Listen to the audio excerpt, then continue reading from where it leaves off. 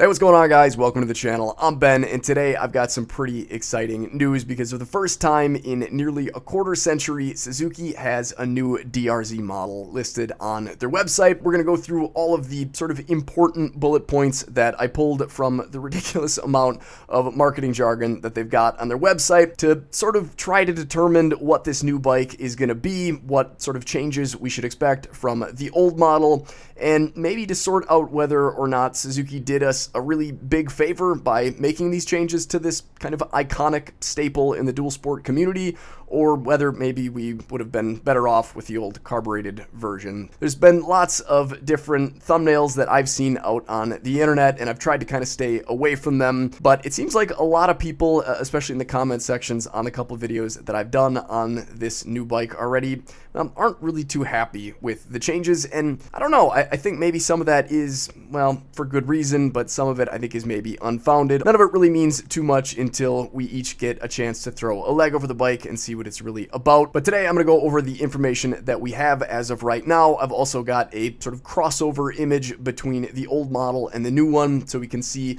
just exactly how these two bikes are going to be different. And I've also got a spreadsheet listing some of the important characteristics, at least in my mind, for this type of motorcycle that will compare the old model to the new one. So if that sounds interesting to you, stick around. Let's get into it.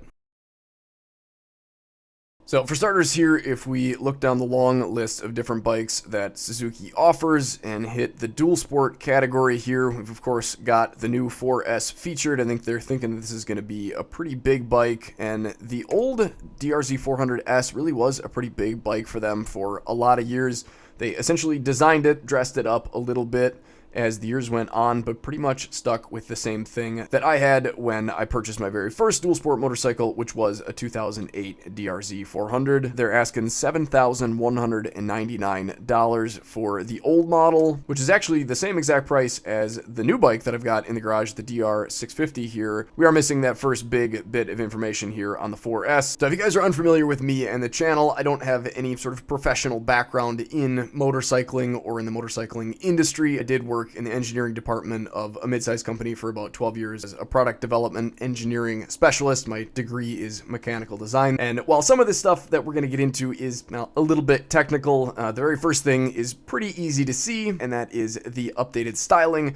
We've got plastics that, well, almost look exactly like that of their RMZ-450. That is basically their motocross bike, and certainly has some sort of sharp looking plastics. And now the DRZ-4S certainly follows that and looks a bit more like a dirt bike than a dual sport, even though of course we still do need things like that ugly fender section, the mirrors and signal lights and the headlight and tail light, all of which now are thankfully LED. If you guys don't have any experience with LED technology, they're essentially always going to be brighter as long as they're not from some cheap seller on Amazon or eBay. The signal lights themselves, as well as the tail light, provides a much brighter, sort of quicker flash, and is something that I think really should be on every single motorcycle just from a safety standpoint. So I'm really glad to see that. Suzuki says that it does have a new seat on it. My guess is that was probably more just updated to go with the rest of the bike. It doesn't seem like it's really going to be a whole lot more comfortable. However, they do say that the shape and foam is optimized for comfort. I don't know what level of comfort we'll be dealing with. If it's the same level of comfort as the 400S model, well then it's probably something you'll want to switch out for an aftermarket seat. As far as the seat height goes, in the specs section, it says one thing about the change in height from the old model to the new model, and then in the marketing section it says, well, kind of the opposite. So I'm gonna hold off on those numbers until we can just look right at the specs, and maybe you guys can figure out exactly what we've got going on here. In regards to stopping power, it looks like we're gonna get some new, smarter, larger brakes, which I think is always gonna be a good thing and certainly bumps up the level of safety, which is, I think, a big reason that they did decide to redesign these. There's a lot of places in the world that a bike like this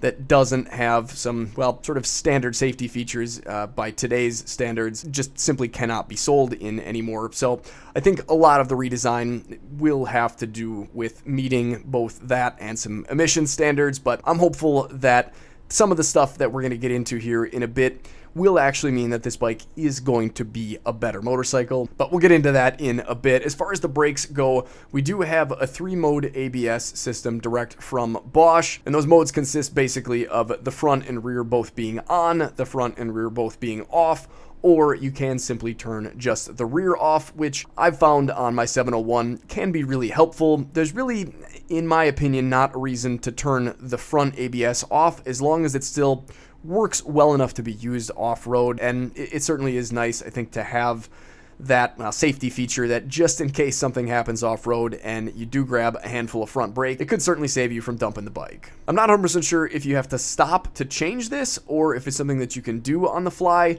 On the old Tenere 700 that my dad has now, I've got to say it really is pretty annoying that you have to stop and hold that button down for so long before you can get going again, so being able to do it on the fly definitely would be nice. As far as the hardware goes, we're going to have a 270mm stainless steel rotor up front with one dual piston caliper. In the back we'll have a slightly smaller 240mm stainless steel rotor and a single piston caliper. And it didn't seem like they actually listed the numbers for the old brakes on the 400S model, but in the crossover image you can definitely tell that these are much larger. Now when I purchased my DRZ-400, I did buy it used, so it had a different set of tires on it than stock. I believe I've heard quite a few bad things about the stock tires. I think they have the Deathwing nickname. I'm not sure if the new ones will end up with that as well. They do look, well, a little bit more aggressive, maybe even a lot more, which I think sort of tracks nicely with the more dirt bike-ish aesthetic that this bike seems to be putting off. I've got a quote here about the tires straight from Suzuki's website that says the interior structure was custom engineered exclusively for the DRZ-4S. I don't know what they mean by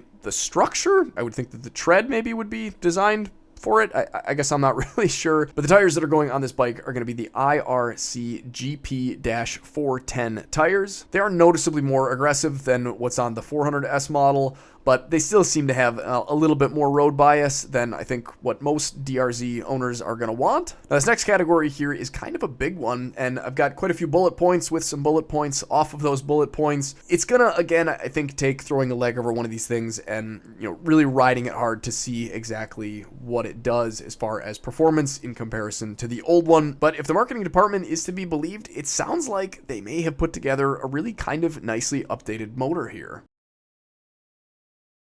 They're not saying that this is a new engine. They specifically use the term fully revised, which, I mean, I think probably you need to kind of take with a grain of salt, but let's get into it and see exactly what they say has changed. So they've got a quote on the website that says, the DRZ-4S is powered by a thoroughly updated 398cc single-cylinder 4-valve dual overhead cam engine that delivers a smooth, controllable spread of torque from low RPM up through peak power. And there's a couple different things that we're going to read in this section about improvements that they've made and sort of the outcome or the effect. And again, I mean, some of it could just be marketing stuff, but I don't know, some of it does really sound kind of hopeful, especially since, well, spoiler alert, we're not getting a 6th gear. But that's further on down the list. What we've got on the engine side of things is, well, starting off not so great with a slightly lower compression ratio. We'll look at the numbers again once we get into that spec list later on. If you guys are unfamiliar, a lower compression ratio is generally what you find on sort of longer lasting, lower performance motors, and a high compression ratio is something you'd find on, well, a more high performance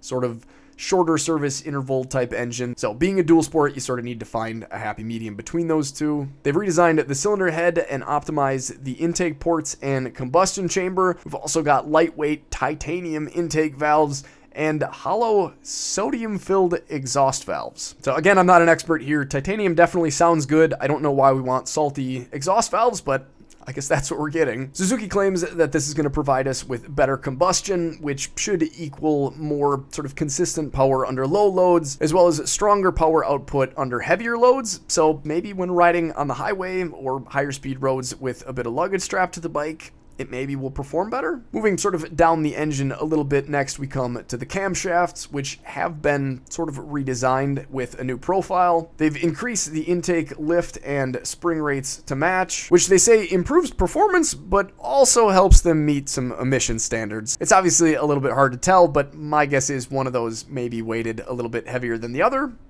Who knows, though? I've got another quote that I came across here that I thought was sort of funny, and it says, like the GSX-R or Gixxer, the DRZ-4S has a shim underbucket valve adjustment system, and they do say that that means that it has long service intervals. I'm not really sure why we're comparing the DRZ-4S to their sort of staple street bike, but maybe it's just supposed to make it sound better. To me, the shim underbucket design basically just means they don't have the sort of nice, easy adjustability like, say, my XR650L does, where you just pop some little caps off of the top of the engine, and then you can easily adjust your valves without actually having to disassemble the engine or remove the camshafts and drop in new shims if the old ones are out of spec. It's really kind of an annoying thing, but supposedly we have long service intervals. I guess time will tell how long those intervals really are. My guess would be it's probably pretty similar to the old model. This next thing is something that is new to the DRZ platform, but is actually pretty familiar to me being a DR650 owner, and that is the dual spark technology.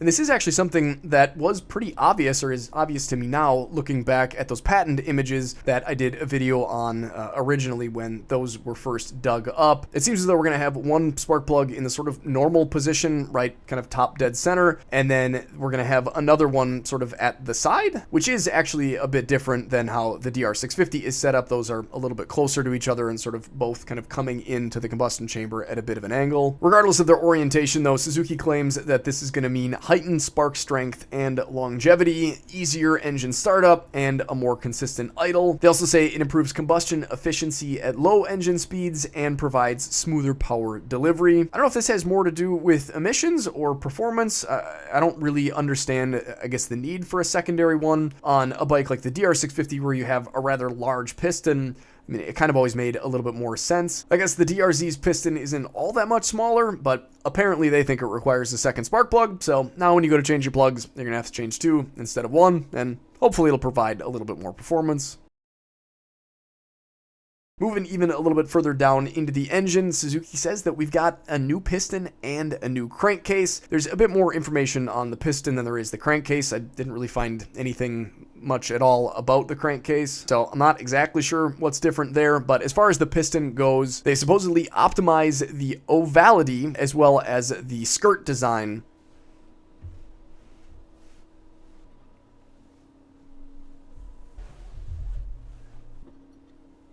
The skirt on a piston is essentially this lower part, sort of below where the rod connects to it in the center. And since I'm sure somebody will ask, this is off of my very first two-stroke four-wheeler, a 2000 Yamaha Blaster that blasted itself twice.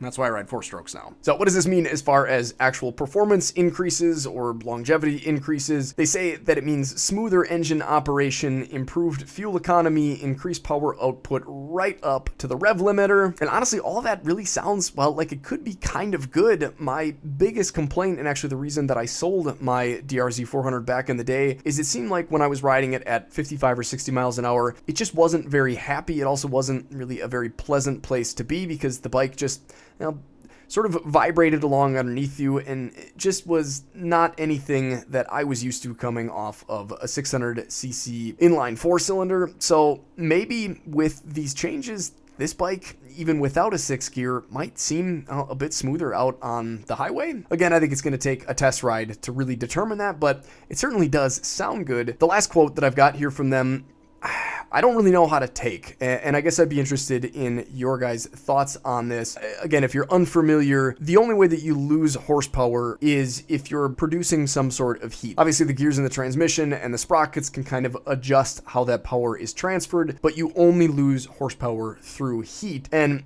what they're saying here is that this redesign of, I guess, maybe the piston and the crankcase provides us with reduced mechanical loss up to 20%. So that's definitely kind of cool and really could be a positive thing for this bike. And to be clear, Suzuki doesn't call out horsepower numbers on their website. A lot of manufacturers like them don't. I did find some information on a separate site that we'll go over once we get to the specs. Another thing that I found kind of interesting is that they say that there is a new magneto. And if you're unfamiliar with that, that's basically the stator and the rotor rotor. It's sort of the bike's generator as far as electrical power goes, because as you're using the motorcycle, the lights, the spark plug are consuming electricity, so the bike has to keep producing it. But if you're somebody that likes to run heated grips, extra lights, maybe some heated gear, 5 GPSs, a coffee maker on the back, you definitely could run into some issues. And I actually did find people on forums that had been running into issues with the old 200 watt stator. I think there was only about 60 watts left over after the bike got done consuming what it needed. So I don't know exactly what this new stator or this new magneto is going to produce, but I've got a quote from Suzuki that says, "The stator and rotor have been redesigned to increase power generation efficiency," which may mean absolutely nothing, because they're just saying that it's improving the efficiency. It could improve the efficiency and also the output, but they're not saying output here, so I guess we'll just have to hook a whole bunch of stuff up to one and see what happens. Or I guess you could use a multimeter too. That would be the right thing to do. So now moving sort of outside of the engine, the next thing is that we do have some improved cooling abilities. We've got new radiators that to me look a little bit larger. That in and of itself, I think would be helpful to keep this bike cool. And I do want to say that I remember, especially in slower moving trails, my bike would kick the cooling fan on a bit. And it seems like we do actually have a larger cooling fan now on this bike. Suzuki straight comes out and says that. However, it is only on one side, and it is the left side. Again, I guess we won't know how well that actually works in the real world until these bikes get out into the real world. Next, we've got the new and improved airbox, and there is actually a substantial amount of kind of talk about this redesign here. So I've got a kind of a long quote from them that I think kind of goes over it fairly well. They say, "Every aspect of the new air cleaner box design was studied and updated, including its capacity and outlet shape to improve intake air flow. The length of the inlet tube and the diameter of its mouth were designed to achieve balance between intake air sound and the engine's power delivery to generate sharp throttle response and powerful low speed torque." So balance between intake air sound and the engine's power delivery. So to me, that almost seems like they're saying they're trying to sort of choke it off and quiet down the intake sound, but still keep the engine delivering power. There are a lot of things you can do with an air intake box, and I mean, if you guys have ever looked anything up on a DRZ, that's one of the first things that people will say about them is, oh, you got to do the open air box mod, or the 3x3 mod, or 4x4 mod, or 6x6 mod, or whatever it is.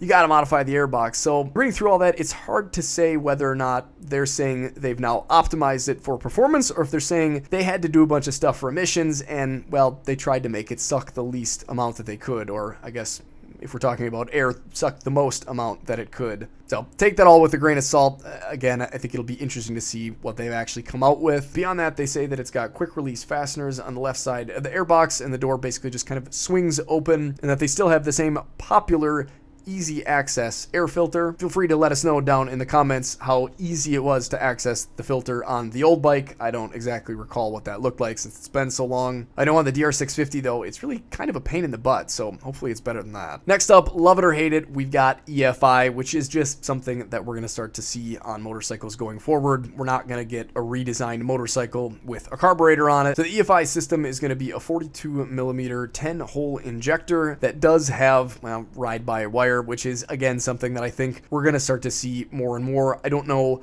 how difficult or if it's even possible at all to get cruise control on this bike. It doesn't really seem like they're going for a bike that would need cruise control or would be out on the road a lot, hence the lack of the 6th gear. But I think it would be, or I guess will be, interesting to see if that's something that we can do to this bike, since never hurts to have cruise control, unless I guess you forget and leave it on and crash into something. I don't think it's any secret that they're not putting this EFI on specifically for performance. It's really just because they have to nowadays. But they say that it provides easier starts, especially when the engine is cold. I don't really remember any issues with my bike, but I guess easier starting is always a good thing. They do, however, say that the EFI significantly improves engine response, idle speed control, and peak power output, which, if set up properly for performance and tuned precisely to the engine's intake, combustion, and discharge design, it definitely could be a great thing. They sure seem to think it is. They also say that the new ride-by-wire throttle body system helps achieve a good balance between idle speed control and peak power output, while also contributing to emissions standard compliance. So there again, they're saying, you know, it's great, this should be better, it's going to help with this, but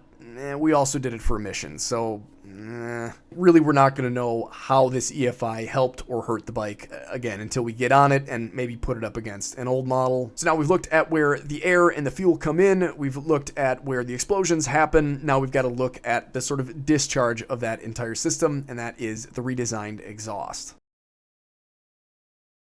So it's pretty easy to see just by looking at the exhaust system that it is very different from the old DRZ-400. The 4S has a much larger diameter stainless steel head and mid-pipe. They also say that it has a double wall silencer, which basically just means that there's sort of a couple chambers in there to sort of keep the heat from, well, expelling out into the atmosphere, and if your leg is in the way, onto your leg or your gear. That's not really anything all that new or exciting. It's basically just how most mufflers are. If they did it right, maybe it will keep things a little bit cooler. I don't exactly recall, but it does seem like maybe I do remember the engine and exhaust getting kind of hot on my bike. Actually, now that I think about it, the third sport quad that I ever owned was a Suzuki LTZ-400, and that had essentially the same engine and partially the same exhaust system.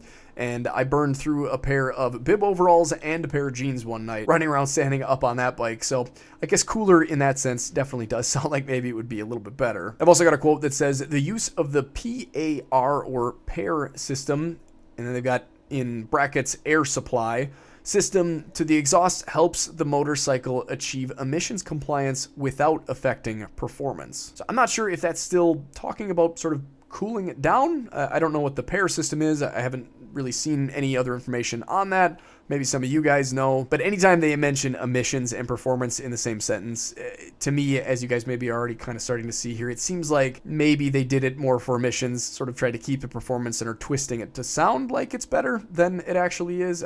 Again, we won't know until we ride one. So next we're going to be looking at sort of the output side of that fully revised engine, and that's going to be the revised transmission. Like I already mentioned, we're not getting a sixth gear.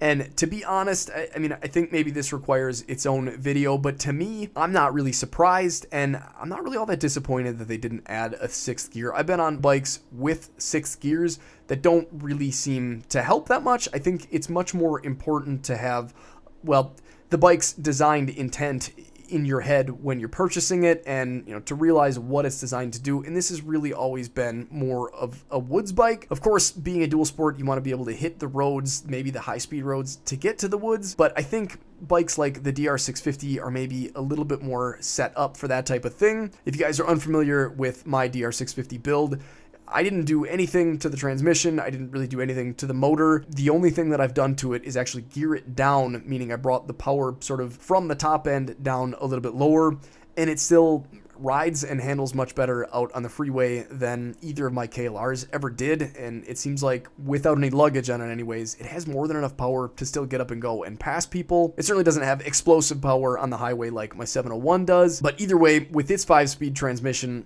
it's totally fine. They do mention a few things in here that maybe give me a little bit of hope that the DRZ-4S, along with just the smoother operation that we looked at earlier, will sort of be an improved highway bike over the old 400S. But either way, no matter what, we are still only looking at 5 speeds. In regard to the revisions that they've made to the transmission, they say that most of the gears and shafts in the transmission were updated to reduce oil windage or drag and to increase strength. So I'm going to read that back one more time. Most of the gears and shafts in the transmission were updated to reduce drag and to increase strength. So increased strength for transmission, of course, always a good thing. Who doesn't want gears that don't bust teeth off? I'm really wondering what the deal is with the reduced drag. It doesn't sound like they've changed any of the ratios, but if we're again going to have less loss here, it does again make me wonder what this bike is going to feel like out on the freeway at 60 miles an hour plus. Beyond that, they say that the 4S is going to have the Suzuki clutch assist system, which essentially just adds in a little bit of slip between the clutch plates on sort of hard deceleration. So if you accidentally drop it a few gears too many, you're hopefully not going to low side the bike. It won't completely remove that option, but should help, well, maybe a little bit. I saw it in quite a few spots that they say that they don't want you to rely on any of these safety features features, but they're giving them to you anyway. And for those of you who are worried that this is going to introduce some slip when you're taking off under hard acceleration, supposedly it's actually going to add pressure to the system, but it's not going to mess with the lever feel at all. So it should always feel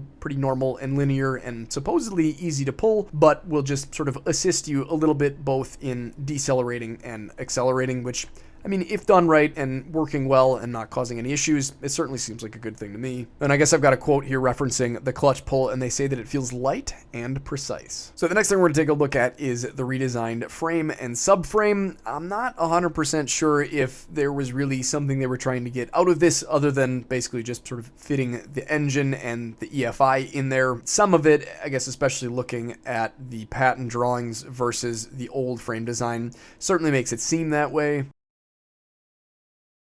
They say that it's a twin spar steel frame, meaning that it is made out of steel. The twin spar part is, well, the sort of spot where it splits. And while that main portion of the frame is steel, the subframe, or sort of the back portion that basically sort of holds the seat and tail section of the bike up, that is a bolted on section, and that is aluminum. And even though Suzuki may have had some sort of ulterior motives for redesigning this frame, they say that it provides exceptional torsional rigidity with minimal weight. We will look at the weight numbers in a bit, which, well, aren't maybe the greatest. But of course it could have been even heavier. While they don't actually have any numbers listed on this, they do say that the new frame is going to have new rake and trail numbers, and that basically just means the angle that the front wheel and forks are stuck out at from a vertical line. The more rake, the further the wheel is stuck out at, the longer that trail number usually is, and that basically just provides a little bit, now, slower handling, but is a little bit easier for off-road riding through things like sand and mud. It basically just can't grab your tire and sort of mess you up as much. Where if the wheel is sort of tucked in a little bit more like a sport bike, you get kind of quicker handling. But if you tuck it in too much, it makes it now a little bit hard to ride off-road in kind of sticky situations. And while again, they're not providing us with any numbers to compare it to the old bike, they do say that it provides a balance of nimble handling and straight line performance,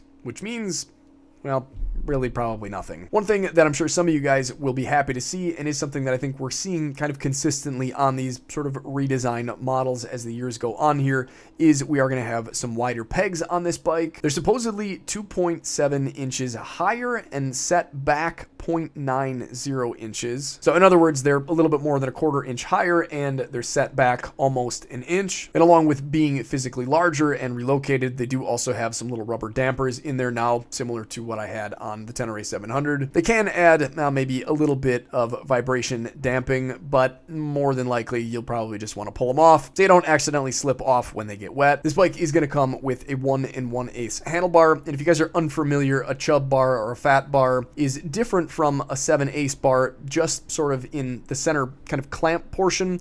As it goes out from the clamp and sort of makes its bends up to the sort of control section of the bars, it tapers from that 1 1/8 diameter down to a 7/8 diameter. Suzuki says that the bars are now going to be strong and flexible to help damp vibration, and that is certainly something that I feel like I've come across in the last couple of years when I've been switching all my 7/8 bars over to a 1 1/8 fat bar. It's not a huge difference, but it certainly is nice. It's also nice to not have that little ugly crossbar sort of in the way. I don't think it's a reason to sell your old DRZ-400 and run out and buy one of these, but it is something that I think will be nice for new owners. Another thing that I think will be really nice is they actually raised the bars up, which I really wish every single manufacturer that made dual sport motorcycles would do. It's just so much more comfortable to have the bars a little bit higher up and a little bit further forward. And I don't know exactly what they mean. I guess we'll be able to kind of see that in the crossover image in a bit here, but basically what Suzuki says is that they've raised the bars 1.1 inches. I would prefer them to be directly raised up and not sort of raised up at the same angle that the rake is at, since that sort of, well, puts them a little closer to you, which isn't generally something that I like. But either way, it seems like they're sort of moving in the right direction.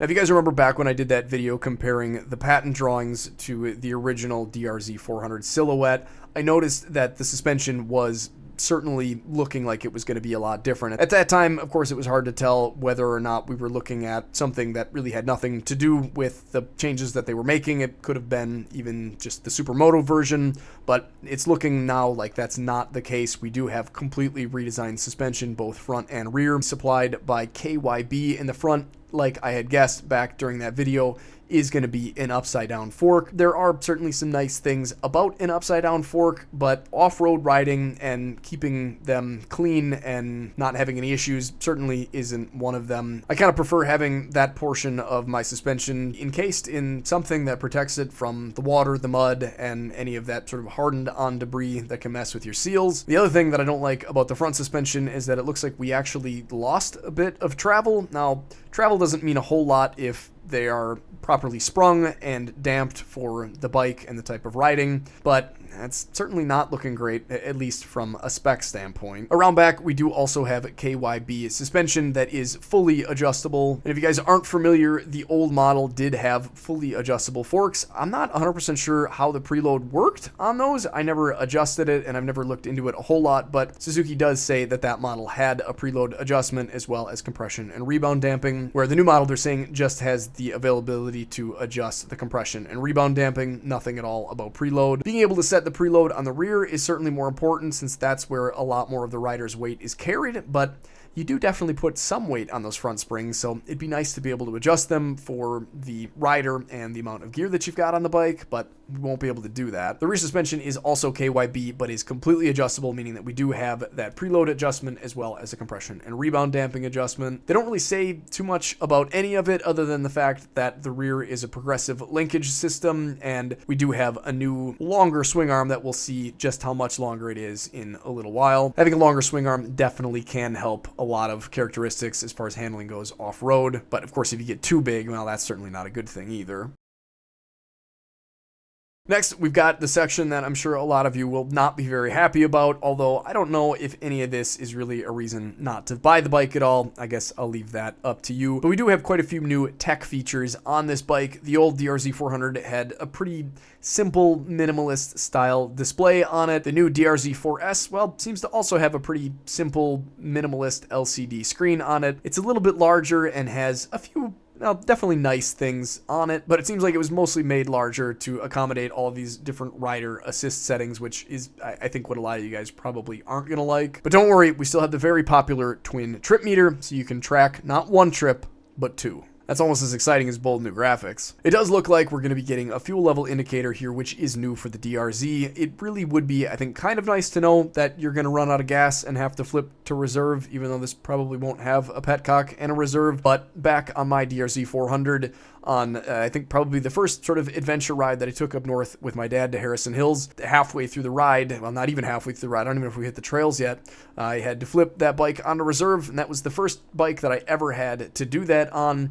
It had a very, very small fuel tank and a pretty short range on it. And it doesn't look like that's really going to get too much better, but again, at least we'll know when we're going to run out of fuel before it happens. Now, as previously mentioned, the bike is going to have ABS, and that, along with a couple of other things that we're going to look at here, seem like they're going to be adjusted by either the sort of up and down and enter pad on the left control or maybe on the screen itself. The bike also has the Suzuki Drive Mode Selector, or SDMS, which has basically three different sort of power output characteristic levels that you can choose from: A, B, or C. There isn't a whole lot of information on the site about that other than where they say that it permits peak power in each mode while changing the nature of the power delivery. So to me, it sounds like it's basically going to change the amount of power that the bike sort of pours on as you're accelerating, but no matter which one you pick, you'll still be able to get to sort of the top end. It's just kind of how fast you'll get there. So my guess is one end of this is going to be for economy, one's going to be kind of a standard, and then on the opposite end you sort of have the performance setting where you get the most power out of it the quickest. Now it might be kind of annoying to have to go through and pick this, especially if it changes it back to whatever the factory setting is each time you shut the bike off, but I don't really see too much of an issue with this as long as it doesn't get in the way. It might be kind of a nice thing to have. Along with the SDMS, we have the STCS, or traction control system. This system comes with 4 different modes: 1, 2, gravel, and then just off. I'm definitely happy to see the off side of things. Again, hopefully this isn't something that sort of factory resets every time you turn the bike off. If it is, I could definitely see that be annoying, but it might also be sort of helpful in certain situations or for certain riders. I've also heard that this may have something to do with an emissions loophole. it's hard to say. I don't really care too much either way, as long as it's not annoying and as long as it works. And I got one more quote sort of on the tech side of things that just sort of made me laugh here that I wanted to share with you guys. It says the bike has the Suzuki Easy Start system that automatically starts the engine with a momentary press of a button. Isn't that how every single motorcycle is started these days? I don't recall seeing too many Kickstarters on any of these new bikes that I'm looking at. I don't know if this is actually something new where you just have to sort of blip the start button and then it sort of does the starting on its own. I mean, I guess that would be kind of neat. To me, that definitely seems like flashy marketing, but who's to say? Now, let's take a look at those specs. So the top line here is going to be the old DRZ-400, and directly underneath that is going to be the DRZ-4S. As you can see here in the wheel category, we've still got a 21 in the front, 18 in the rear.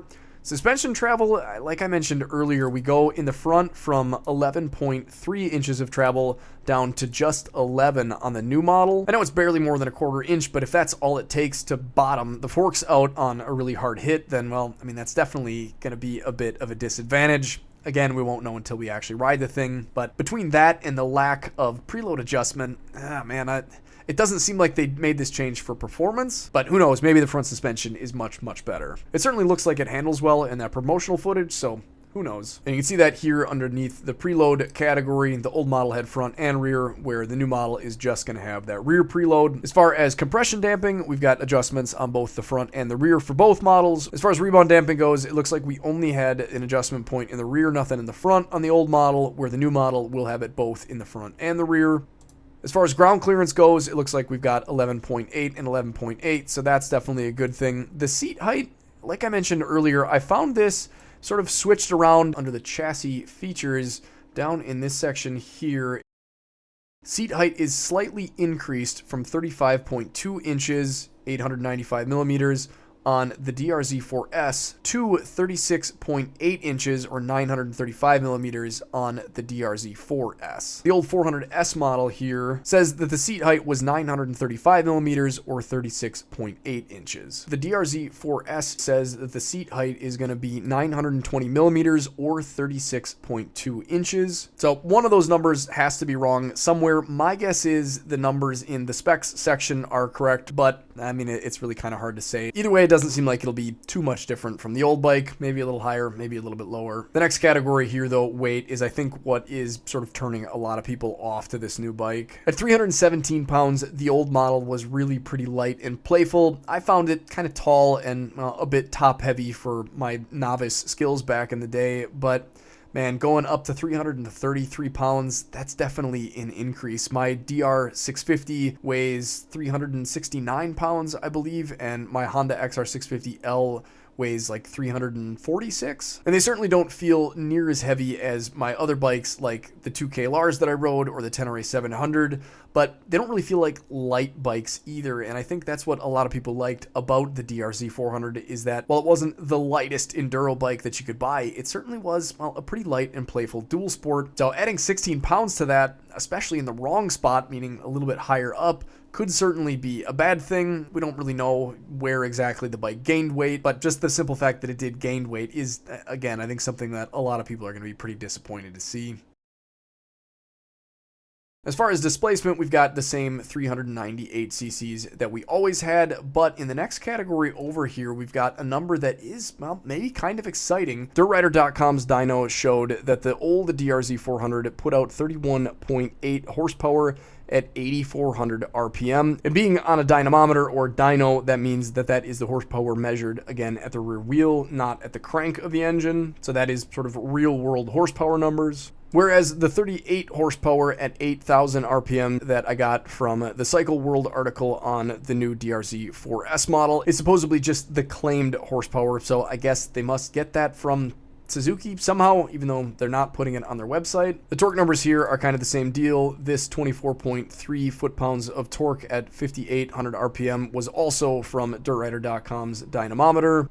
and the 27.3 foot-pounds of torque at the much higher 6,500 RPM for the 4S from the Cycle World article is also sort of a claimed number, not something that an outside source like DirtRider.com measured on a dyno yet. I'm sure those numbers will come. I'm certainly not happy to see that the max torque is all the way up at 6,500 RPM, but the fact that we dropped the max horsepower down a little bit lower, and the fact that maybe it will end up being a little bit higher output at the rear tire, mixed in with the fact that they're saying that this engine might run smoother and have better power output under heavier loads. I don't know. It could all just be marketing jargon that's specifically put on the website to help sell the bike. Of course, that is their job. But it could also mean that maybe they did make some changes to this bike that are going to make it a better bike for dual sport adventure type riding. I don't know about you guys, but I'm pretty interested to find out. Here we've got the compression ratio numbers, which, like I mentioned earlier, we are a little bit lower at 11.1 to 1 on the new model versus the 11.3 to 1 on the old model. As I mentioned earlier, it's probably not anything we're going to notice as far as performance or for longevity, really. It's a pretty minuscule change, but is interesting anyway. As far as fuel capacity goes, the old model had enough room for 2.6 gallons in the tank, where the new model actually dropped 0.3 gallons off. My guess is that has something to do with all of the stuff that they now had to fit up underneath there, both for emissions and probably for the fuel injection as well. As far as fuel consumption, the old bike got anywhere from 40 to 50 miles to the gallon, depending on how you rode it. I'm going to assume that the new one is going to get somewhere around there as well. You may see slightly elevated MPG numbers on the new model, especially if you're running some of the more easier going fuel maps, but my guess is we're still going to have a reduced range. The old bike at 45 MPG would have got somewhere around 117 miles to the tank, where the new bike with its slightly smaller fuel tank theoretically is only going to get about 103.5 miles to the tank if you're still running somewhere around that 45 MPG. So certainly not a good thing for those of us that are considering turning one of these bikes into an adventure dual sport. And since it seems like they must have changed the tank, we won't be able to rely on any of the aftermarket options that are out there now for the old model as far as expanding capacity. So you'll either have to look at auxiliary fuel or wait for somebody to come out with an aftermarket option that has a little bit more capacity. When we look at that crossover image, I think it'll be obvious that it's going to be kind of hard to fit a whole lot more capacity in there, but they were able to squeeze a little bit more out with the old model. So who knows?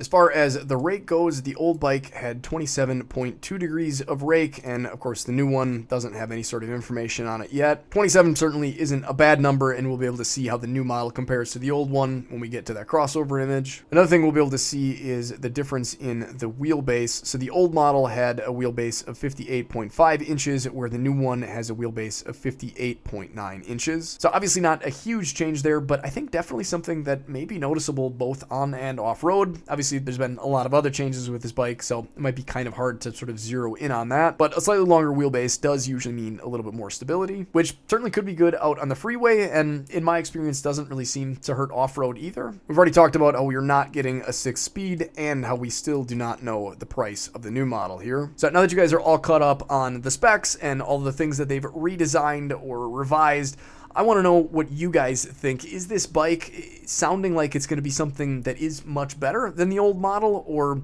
are they really just basically trying to update this bike enough so that they can sell it to the countries that have more safety requirements than the US, and they just sort of tweaked a few things to make it seem like a better bike? I'm pretty undecided on it. I've really always been incredibly happy with all the Suzuki products that I've ridden, and I've actually ridden quite a few. Most of my four-wheelers that I've ridden, the current one that I have now is a Suzuki. I kind of think people aren't giving Suzuki enough credit, but it is hard to tell what the company is like nowadays in comparison to 25 years ago when they designed this first DRZ-400. So it will be interesting to see what this bike looks like on the showroom floor and how it feels to sit on and get out and ride. I would really like to do that as soon as possible, but until then, let's take a look at the crossover image here and see what we can figure out is changing that maybe they didn't list in the rather large list of changes that we went through.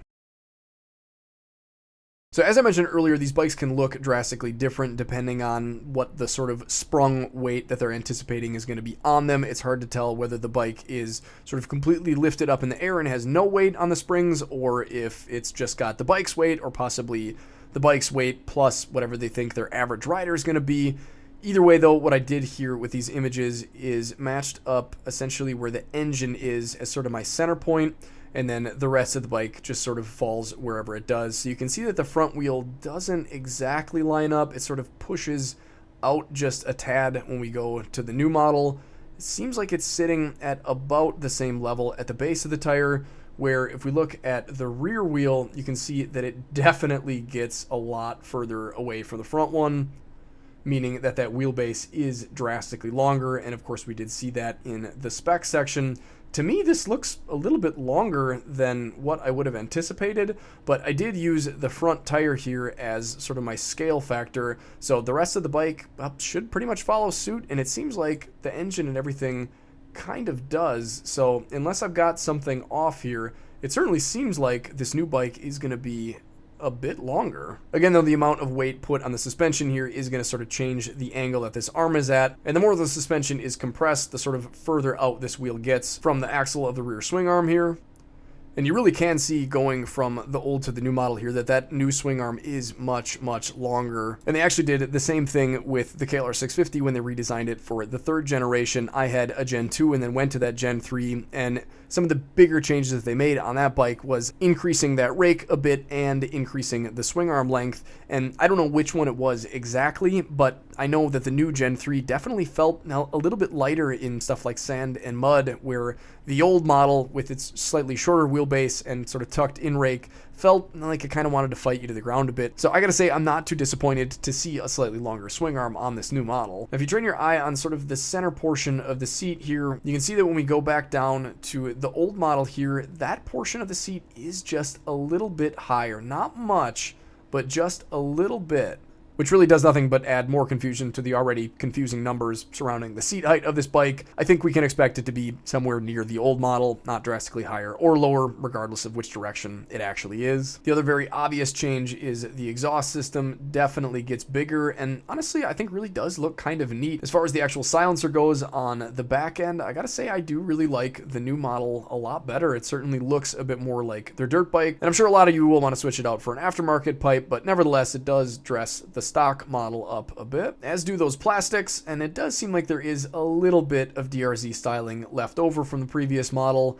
Either way, I think it definitely looks good, and I've got to say I almost like the gray a bit more than the classic yellow.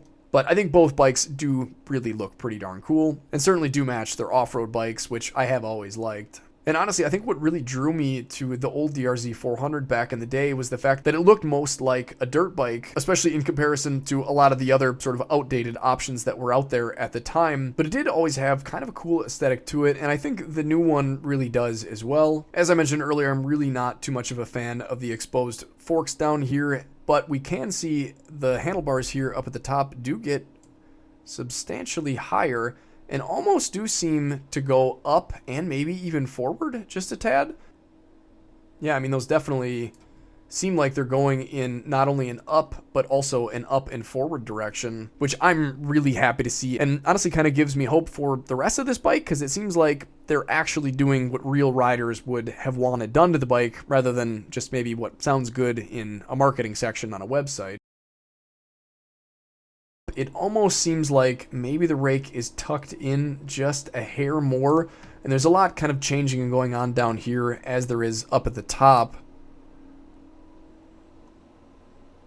I don't know, it's hard to tell. It almost seems like maybe it is decreased. If you look down at the pegs on the old model versus where they are on the new one, they certainly are moving back. It's a little bit hard to tell. They're supposed to be a 1/4 inch higher on the new model. It almost looks like they're lower, but it's pretty hard to tell, I guess, where the top of the peg actually is. Beyond that, you can see we lost the little cutout for the Kickstarter here on the old model, so we won't be able to retrofit a new one here, or at least it doesn't look that way. A lot of the engine looks pretty similar, especially where the water pump is here, as well as the oil filter. But things like the clutch case cover on this side anyways do certainly look a little bit different. Seems like a lot of the weight is still down low with the engine, so that's definitely a good thing. If you look up at the gas tank, though, that almost seems like there might be a little bit more fuel a little bit higher up. The tank on the old model seems to sort of tuck down and move forward in comparison to the new one, and the new one certainly seems like the cap anyways is going to be a little bit closer to the rider. You can also see that the very front of the seat kind of comes up and is a little bit closer to where the rider is on the new model as well. which means you might find yourself sort of up on the hard parts of the tank rather than on the squishy part of the seat. But with the pegs moved back a bit, maybe that won't be an issue. Another thing that I noticed is if we look down here at the linkage on the old bike in comparison to the new one, again, this could just be the way that they've got the bike situated, but it looks like the linkage is going to hang down quite a bit farther on this new model. And man, I mean, I don't think there's really any way around that fact. I think regardless of where they've got this thing placed as far as weight being set on the suspension, it seems like that's definitely going to require a bit more protection than the old model did, and certainly could cause you to get hung up on any obstacle that you're trying to get over. The suspension itself may be vastly superior to the old model. Again, we won't know until we ride it. Either way, this is, I think, something that isn't all that hard to address. On my DR650, I put sort of a little bit of a slippery extension onto the bottom of my skid plate, and that's definitely helped me out in some situations where I've needed to hop some obstacles. Now, if you take a look at the front and rear brake rotors between the old model and the new one, you can see that they do get substantially larger. The back one's a little bit harder to track. The front one almost lines up exactly, and you can see that definitely is going to provide us with some more braking power. I don't remember the old model being extremely terrible as far as brakes go, but I mean, anytime you can bring a bike to a halt quicker, that's certainly going to be helpful and much safer. So definitely happy to see that change. The tires themselves also do look a bit more aggressive, although it's a little bit harder to tell.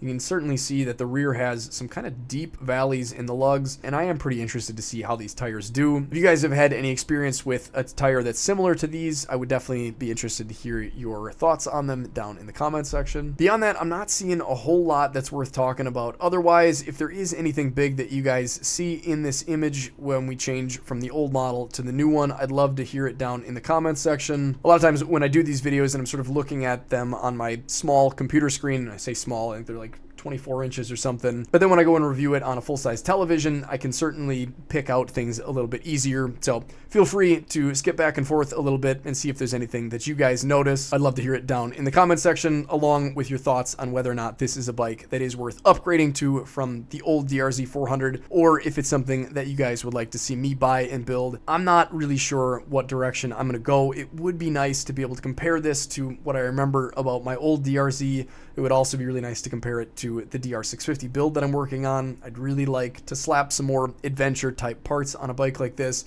and see how something that is a little bit more off-road oriented would do as an adventure bike, especially in comparison to the DR650 and the XR650 that I've been working on and riding. But I don't know, with so many other great adventure bikes like the KLE, whatever it's going to be coming out, and even really the KTM 390, I don't know if this is the right direction for me, but it sure does have me interested. So let me know down in the comments what you guys think I should do, and let me know if you think that this is a bike worth buying. I think a lot of the stuff that we've gone through really does make it seem like they did try hard. It's hard to tell whether or not they were more concerned about meeting emissions and being able to sell this in certain countries that require things like ABS, or if they really were trying to make a better version of this awesome staple in the dual sport community that we've had for the last nearly quarter century. So, of course, like I've said probably 100 times, we won't know until we actually are able to test ride one of these, and I am pretty excited to do that.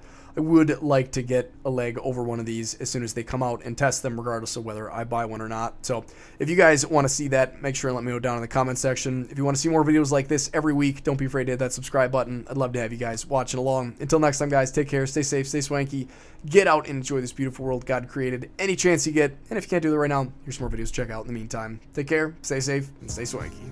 We'll catch you on the next one.